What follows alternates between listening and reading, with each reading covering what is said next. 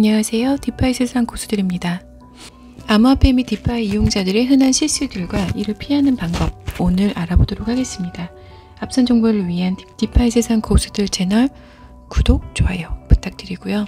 끝까지 보신다면 디파이 하시는 분들께 큰 도움 되실 겁니다. 아래에 나열된 일부 실수들은 모든 종류의 이용자들, 심지어 숙련된 암호화폐 및 디파이 이용자들도 겪는 것들입니다. 첫 번째는 블록체인 기술과 암호화폐 디파이 분야의 지식이 부족한 채 사용하는 경우입니다. 탈중앙화된 금융 시스템은 전통 핀테크 애플리케이션과 매우 다릅니다. 작동하는 모든 과정이 생소하게 느껴질 수도 있고 이용자들뿐 아니라 심지어 숙련된 사람들조차 쉽게 실수를 저지를 수가 있습니다. 디파이와 시파이의 주요 차이점은 이렇습니다. 이용자는 항상 본인이 자산에 대한 모든 책임을 진다. 시스템의 단 하나의 요소라도 어떤 회사가 기관에 의해 통제되지 않는다. 중개인이나 관리자가 없고 공식 고객 서비스 담당자는 존재하지 않는다. 거래 내역, 트랜잭션은 영구불변하며 되돌릴 수 없다. 디파이는 그 매력만큼이나 빠르게 움직이고 있는 분야고요. 기술 업데이트 역시 자주 있지요. 따라서 본격적으로 뛰어들기 앞서 메타마스크나 토큰 포켓 지갑의 다양한 종류의 거래소처럼 인기 있는 어플리케이션에서 친숙할 필요가 있습니다. 또한 원래 알고 있던 내용도 주기적으로 업데이트하는 것이 중요합니다. 두 번째는 중앙화 거래소와 탈중앙화 거래소의 차이점을 잘못 이해한 경우입니다. 오아시스 들어보셨나요? 유니스왑 들어보셨나요? 이와 같은 탈중앙 거래소들은 개인 간의 암호화폐 거래를 가능케 합니다. 반면 코인베이스 혹은 바이낸스 같은 중앙화 거래소들은 제3자에 의해 사용자 자금이 통제가 됩니다. 이 탈중앙화 거래소와 중앙화 거래소는 모두 사용자가 암호화폐를 거래할 수 있도록 하지만 작동 방식은 다르기 때문에 사용자 입장에서는 혼란스러울 수가 있습니다. 덱스인 탈중앙화 거래소의 이점 중 하나로 사용자는 본인의 외부 지갑에서 직접 토큰을 거래할 수가 있는데요. 이를 통해 중앙화된 거래소에 자금을 보관하는 것보다 훨씬 더 안전한 거래를 할 수 있습니다. 중앙화된 거래소에 보관된 자금은 해킹이나 도난에 더 노출되어 있다고 볼 수 있거든요. 탈중앙화 거래소 오아시스 거래소의 예를 들면 이용자들이 거래할 수 있는 토큰 일부 또는 정보들이 빠르게 확산되면서 많은 분들이 최근에는 유니스왑이나 팬케이크스왑 같은 탈중앙화 거래소, 즉 덱스 거래소를 이용하는 이용자분들이 많이 증가하면서 해킹이나 도난에 좀 더 안전하게 보관할 수 있는 개인 지갑을 선호하는 경향이 높아졌습니다. 이 부분에서는 준비하여 학습한 만큼 자산을 지킬 수가 있다라고 볼 수 있을 것 같습니다. 세 번째는 암호화폐를 잘못된 주소로 송금한 경우입니다. 블록체인 트랜잭션은 되돌릴 수 없게 설계가 되어 있습니다. 은행의 경우 만약 오류가 있거나 고객이 사기를 당하는 경우 자금을 다시 고객의 계좌로 돌려줄 수 있지만 암호화폐 트랜잭션은 영구적이고 되돌릴 수가 없게 되죠. 즉 사용자들은 반드시 주의를 기울여 정확한 주소로 토큰을 보내야 하고요. 토큰을 송금받기 위해서는 다른 이에게 주소를 알려줘야 합니다. 다만 사용자들은 한 가지 안전장치를 가지고 있습니다. 암호화폐 주소는 주소를 잘못 기입하는 실수로 일부 한두 자리를 빼먹는 경우도 있고 이를 막기 위해서 체크썸이라고 불리는 기능이 내장되어 있습니다.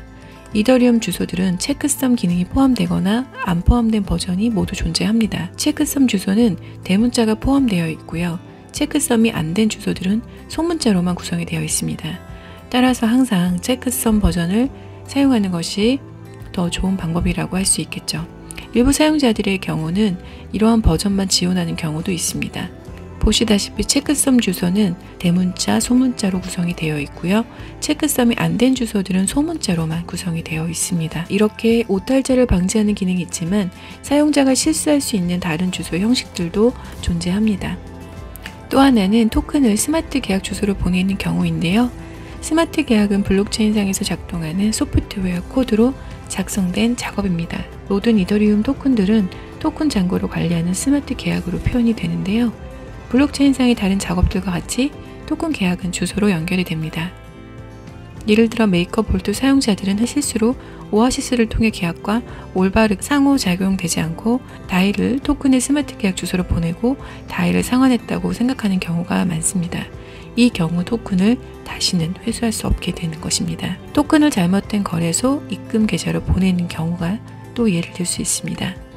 토큰을 잘못된 거래소 입금 계좌로 보내는 경우 거래소들은 때때로 지원된 이더리움 토큰들에 서로 다른 주소를 부여하기도 합니다. 이들은 모두 같은 블록체인을 사용하기 때문에 일부 이용자들은 같은 입금 주소로 모든 이더리움 토큰을 보낼 수 있다고 생각을 합니다. 이용자들은 실수로 다른 토큰을 클릭하고 주소를 복사하여 상관없는 토큰을 입금하기도 합니다. 만약 특정 지갑과 관계없는 토큰이 입금되는 경우 거래소는 책임지지 않을 수 있기 때문에 이런 실수는 하지 않는 것이 좋습니다. 다른 하나는 블록체인의 주소로 암호화폐를 보내는 경우입니다. 모두 그런 것은 아니지만 대부분의 블록체인은 고유한 주소 형식을 가지고 있습니다. 예를 들어 이더리움 주소는 OX로 시작을 하고 비트코인 주소는 1과 3 혹은 BC1로 시작을 합니다. 따라서 이더리움 토큰을 비트코인 주소로 보내는 것은 불가능합니다. 하지만 포크로 이루어진 블록체인이거나 서로 밀접한 관련이 있는 블록체인의 경우 종종 동일한 형식을 가지고 있기도 한데요. 예를 들면 모든 이더리움 주소들은 이더리움 클래식 블록체인 상에서도 존재를 합니다. 이런 부분은 헷갈리실 수 있기 때문에 주의하시는 것이 좋고요. 모든 비트코인 주소는 비트코인 캐시 블록체인 상에서도 존재하기 때문에 이러한 모든 문제를 대비하기 위해서는 토큰을 내보내고자 하는 주소와 블록체인을 한 번 더 자세하게 확인을 해야 합니다. 네 번째는 프라이빗 키 또는 시드 문구를 안전하지 않게 보관한 경우입니다. 디파이 앱 서비스들을 사용하기 위해 사용자들은 일련의 긴 글자들로 구성된 프라이빗 키를 소유해야 하는데요. 이를 가지고 암호화폐 주소를 접속해서 자금을 관리할 수가 있게 되는 거죠. 근데 프라이빗 키는 기존의 금융 시스템에서 계좌에 접속하기 위해서 아이디, 즉 사용자명과 비밀번호 및 이메일 방식으로 대체를 하는데요. 종족 프라이빗 키는 임의의 12개 또는 24개 단어로 구성된 시드 문구로 만들어지기도 합니다. 이런 프라이빗 키 또는 시드 문구는 내 자산에 접근할 수 있는 수단이기 때문에 안전하게 보관하는 것이 대단히 중요합니다. 만약 실수로 잃어버렸다면 도와줄 수 있는, 믿을 수 있는 그런 관리자가 따로 없다는 게 리스크입니다. 개별 장치나 암호화되지 않은 클라우드에 보관하는 것보다 오프라인상의 시드 문구를 복사본으로 저장하는 것이 매우 중요합니다. 자산을 안전하게 보관하기 위해서는 컴퓨터를 잘 관리하는 것도 매우 중요한데요. 멀웨어나 바이러스 차단하는 소프트웨어를 믿을 수 있는 곳으로부터 다운받고 주기적으로 작동하는지 확인하는 것이 중요합니다. 또한 의심되는 이메일이나 링크 역시 조심해야 한다고 볼 수 있죠. 다섯 번째는 트랜잭션 수수료가 충분하지 않게 지불되는 경우입니다. 블록체인 이용자들은 채굴자들로부터 트랜잭션 내역을 기록하는데 시간과 에너지를 들이는 대가로 수수료를 내야 하는데요. 이더리움 네트워크상에서 이것은 가스 수수료라고 불립니다. 수수료 금액은 여러 가지 요인에 의해서 결정이 되는데요.